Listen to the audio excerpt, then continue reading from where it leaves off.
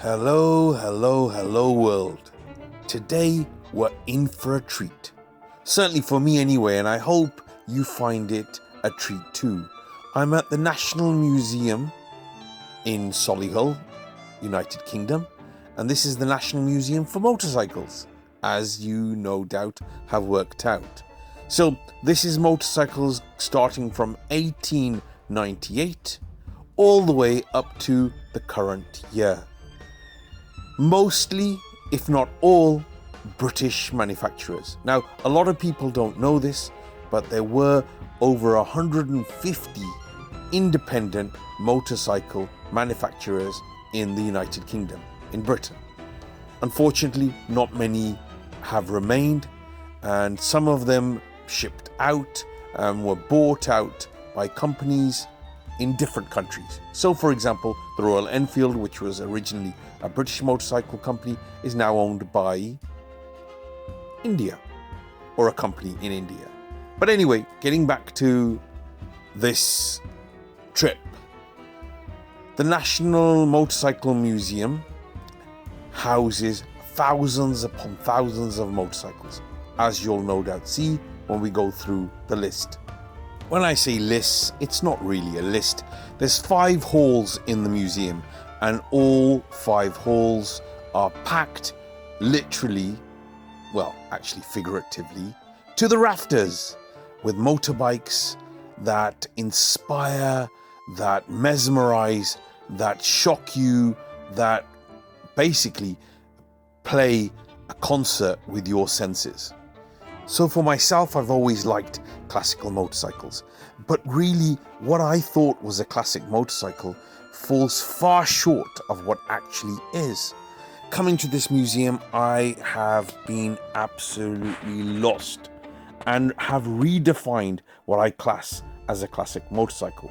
So when you start looking at the early motorcycles, you realize that the manufacturers were not just producing a machine as a mode of transport, but they were exercising their artistic flair.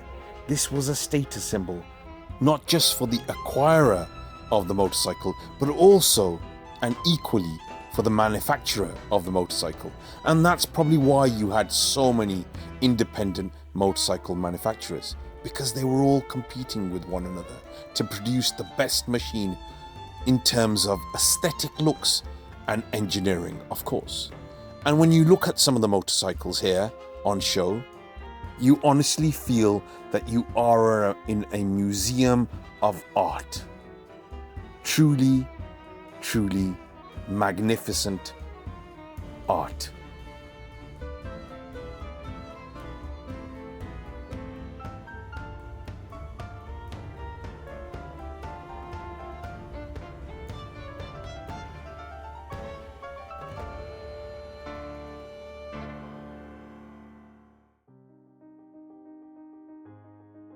Before I came here, I thought there would be maybe 100 motorcycles and I could talk about each and every motorcycle, because all motorcycles here have a plaque which gives you information about its displacement, its year of manufacture, its top speed, and other things that it would interest an enthusiast.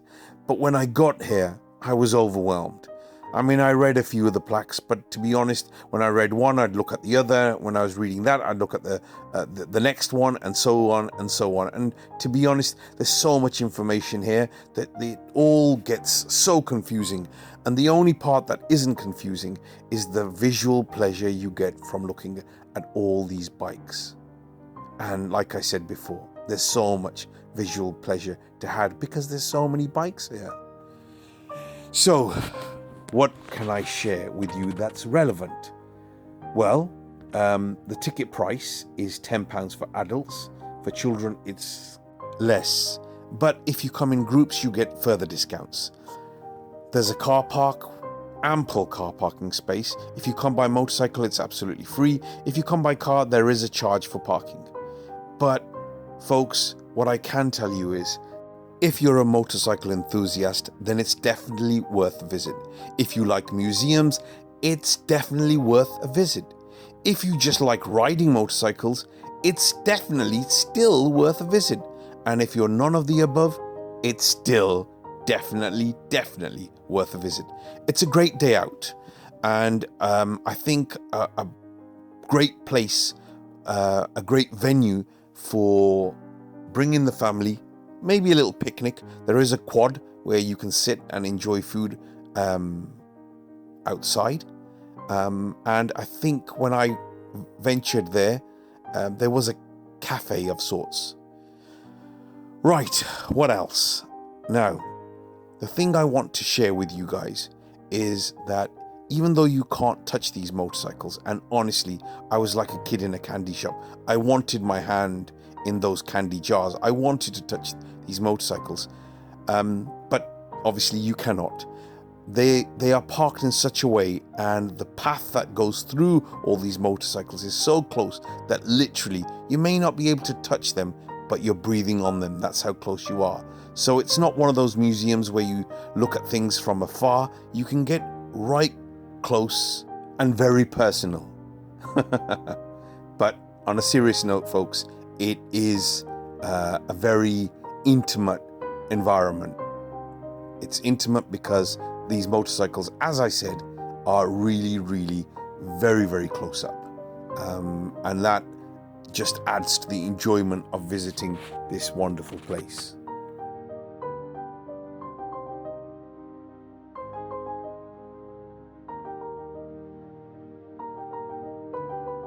As a little game with young uns, as well as the old uns, you can count all the companies that have motorcycles here.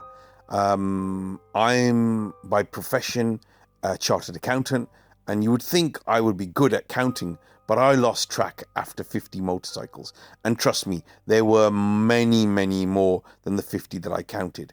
The truth is, because I am an enthusiast, when I was counting and looking and enjoying what I was seeing, it was just too much enjoyment for me to partake in the exercise of counting. But I think it would have been a nice little thing for me to have done, to count every different company that sits or houses a motorcycle in this museum.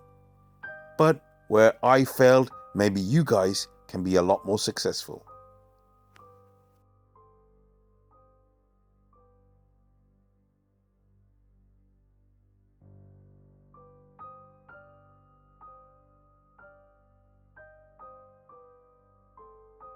Unfortunately, in fact, very unfortunately, there was a moment in my tour where sadness overwhelmed me.